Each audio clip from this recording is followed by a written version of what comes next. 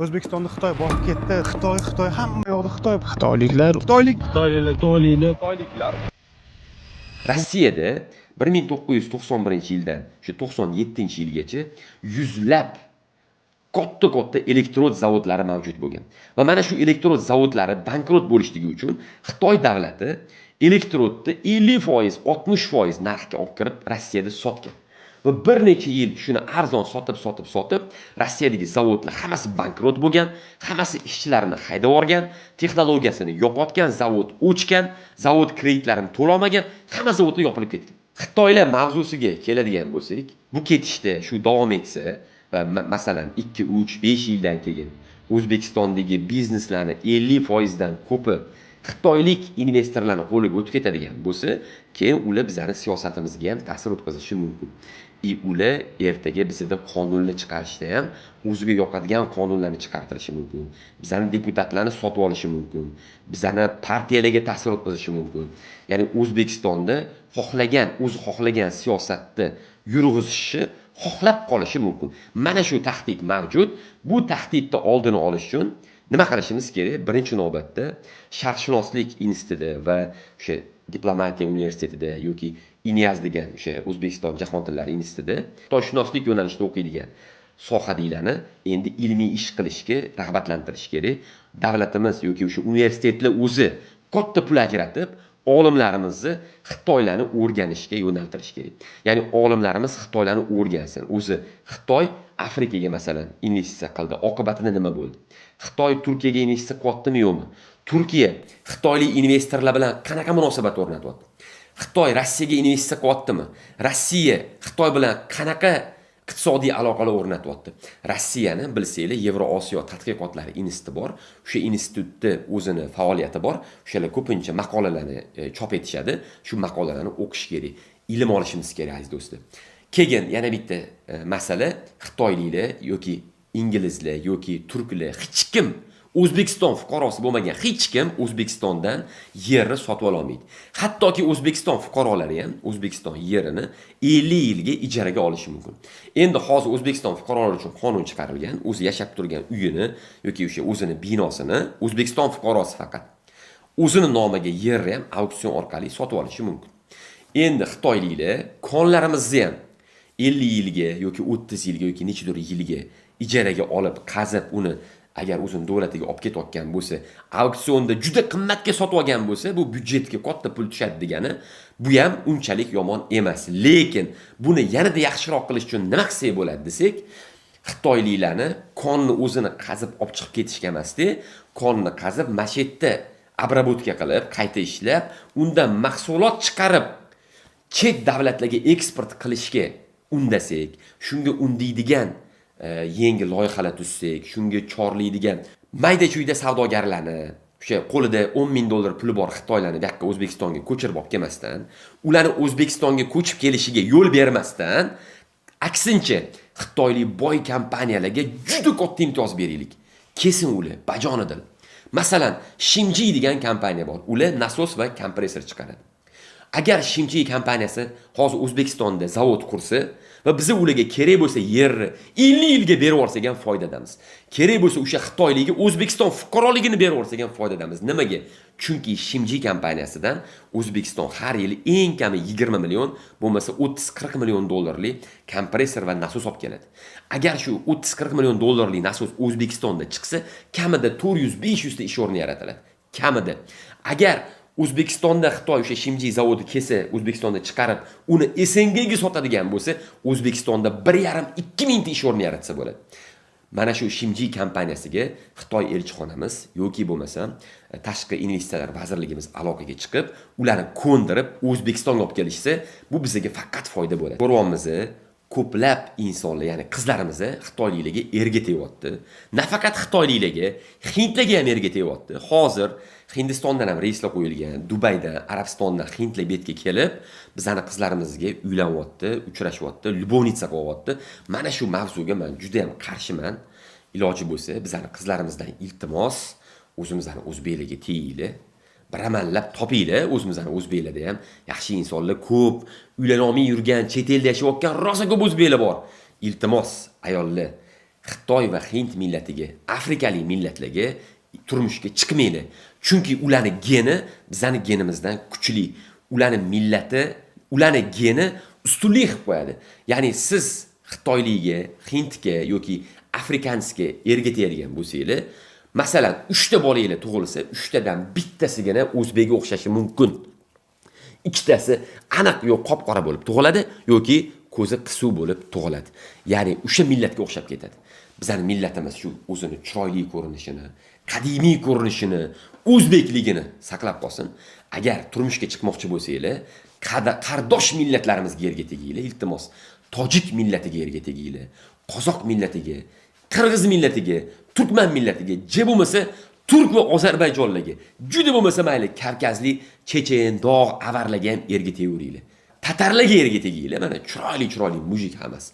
Je bo'lmasa islomni qabul qilsa, yevropeylarga ham tegaveringlar mayli. Lekin sizlardan iltimos, mana shu geni bizadan kuchli bo'lgan, geni yutib chiqadigan insonlarga turmushga chiqsanglar, bolalaringlar o'zbekga o'xshamasdan o'sha millatlarga, ya'ni yoki o'sha Hind yoki afrikans yoki Xitoyga o'xshab tug'ilib qoladi.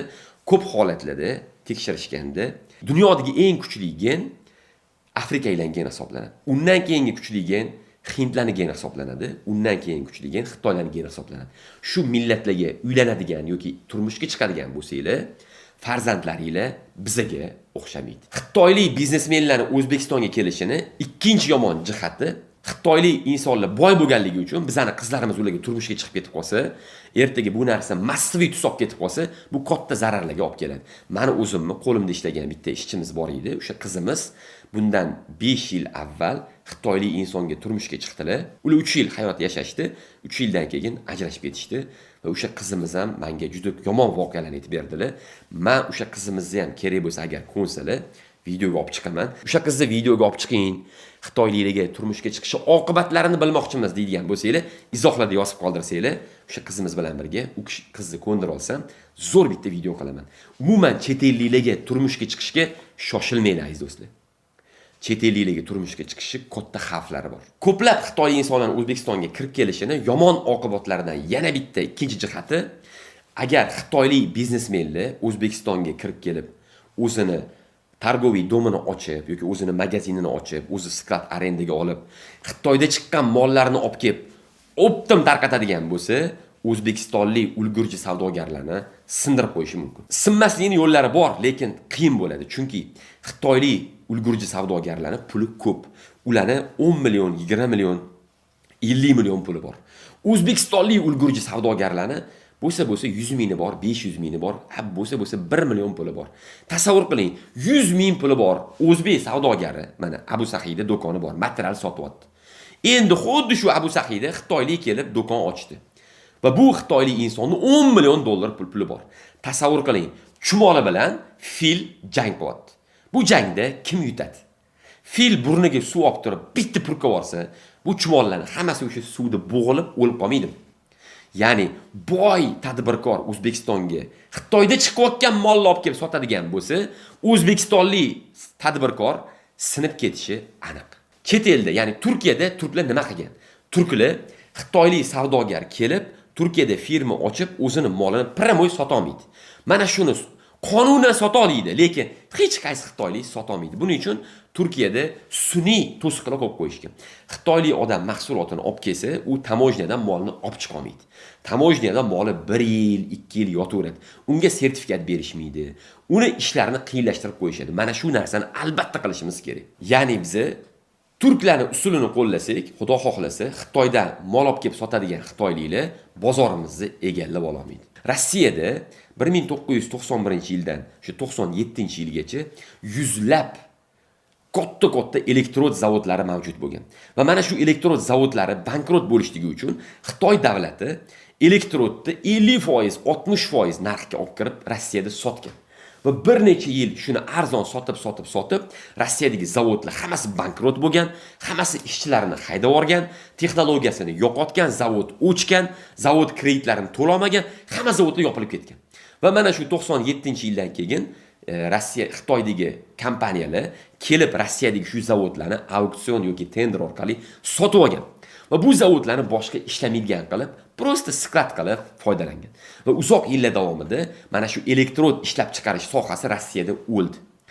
Toki Vladimir Putin katta pul ajratib, shu sohani rivojlantirmagunicha, Xitoy bu sohada Rossiyani sindirib tashlagan. Xuddi shunaqa O'zbekiston ham hozir endi sinib ketishini xohlamasa, o'zbekistonlik tadbirkorlarni qo'llab-quvvatlash kerak. Ya'ni Xitoy davlati qaysi sohada tan narxidan arzonga sotayotganini bizani tadbirkorlar, davlatimiz antimonopoliyaga shikoyat qilish kerak. Mana shu shikoyatni qilishinglar uchun uyushmalarga birlashishinglar kerak. O'zbek tadbirkorlari birlashmasa, yo'q bo'lib yo'qolib ketamiz. Hoziroq har bitta tadbirkor sizlardan iltimos, sizlarga tavsiyam, hoziroq uyushmalarga a'zo bo'linglar. Hoziroq biznes klublarga a'zo bo'linglar. Birlashinglar. Birlashib davlatga murojaat qilamiz. Birlashib davlat tashkilotlariga xatlar yozamiz, davlat tashkilotlarini harakatga keltiramiz. Masalan, 100 dan ortiq tadbirkor yoki 10 dan ortiq tadbirkor birgalashib antimonopoliyaga xat yozsa-ki, mana shu Xitoy kompaniyasi mana shu mahsulotni, masalan, cheleni O'zbekistonda ishlab chiqarilgan chelak yoki Xitoyda ishlab chiqarilgan chelak narxi $1. Lekin Xitoy kompaniyasi yo'l kira rastamoshkani qo'shganda buni O'zbekistonda $1.5 ga sotish kerak. Lekin bular O'zbekistonda 90 sentga sotyapti. Mana shuni oldini olishinglarni so'raymiz deb anti-demping qonunlarini ishga tushiraylik. Qo'rqmaylik. Anti-demping qonunlarini ishga tushirsak, Xitoy kompaniyasi o'zini o'sha demping siyosatini qo'llayolmaydi. Qanaqa qilib Xitoyliklar elektrod sohasini Rossiyada sindirgandagi O'zbekistonda sindira olmaydi. Tadbirkorlar, shoshilinglar, klublarga a'zo bo'linglar, uyushmalarga a'zo bo'linglar, hoziroq birlashib olishni boshlaylik. Har bitta sohadagi tadbirkorlar endi bir-biringlarni raqib deb ko'rmanglar. Xitoyliklarni raqib deb ko'ringlar. Birlashib olib, Xitoylik tadbirkorlarga qarshi bozorda raqobat qilinglar. Ularning mazasini qochirib qo'yinglar. Endi xalqimizga ham tavsiya bermoqchiman. Men o'zim ham sotib oluvchiman. Imkon darajasida O'zbekistonning kiyimlarini olinglar. Aziz do'stlar, men hozir mana kastim shimlarimni O'zbekistonda premium tikadigan odam bor. Shu odamni topib, shunga zakaz berib tiktirmoqchiman. O'zi orada Namanganga ham zakaz berib tiktiraman. To'g'ri, ba'zida chet ellikini ham olaman, lekin shunda ham asosan yoki Italiya yoki Turkiyanikini olaman. Chunki Italiya, Fransiyanikini orada kiyishga majburman. Ya'ni iloji boricha bizga raqib bo'ladigan davlatlarning mahsulotini sota olmaydi. Birinchi o'rinda Xitoy davlatini, ikkinchi o'rinda Eron davlatini mahsulotlarini sota olmaydi. Chunki ular bizga primoy raqib. Agar ularni biz boyitsak, ularni kuchaytirsak, O'zbekistondagi hamma zavodlar ertaga yopilib ketadi. Ertaga faqat Xitoydan, Erondan mol olib kelib sotadigan qaram davlatga aylanib qolishimiz mumkin. Yaxshi insonlar operatsiyamga pul yig'ishga yordam beringlar. Shu operatsiyadan ham qutulib olay. Operatsiya o'zim yengil nafas olgim kelyapti.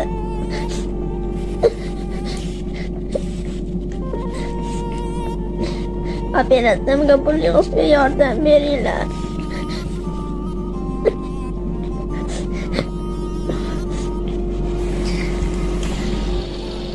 Qizim Ominaxonga hozirda operatsiya pullarimizni yarimidan kamroq shu 20 ming yig'ildi. Undan 25 mingini operatsiyamiz uchun kerak bo'lyapti. Iltimos qilib so'radim. Saxovat 5 so'lar. Qizim uchun iltimos qilaman sizlardan. Ehsonlaring ayamanglar. Men to'yib havodan nafas olsam, yoshlarga o'xshab o'ynab yurishni xohlayman. Bolachalarga o'xshab o'ynashni xohlayman. Sizlardan iltimos qilaman. Allohim hammalaringni asrasin. Allohim sizlardan rozi bo'lsin.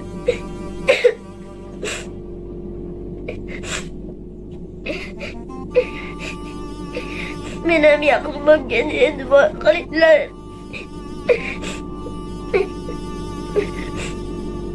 Rabbana ayting. Rabbana Bizini hasratda va axirat hasratda va qiyin azoblar. Rahmatga arhamar rahmi. Allohim o'tganlar deb qo'yganlarni ham azoblayni o'z qilagin.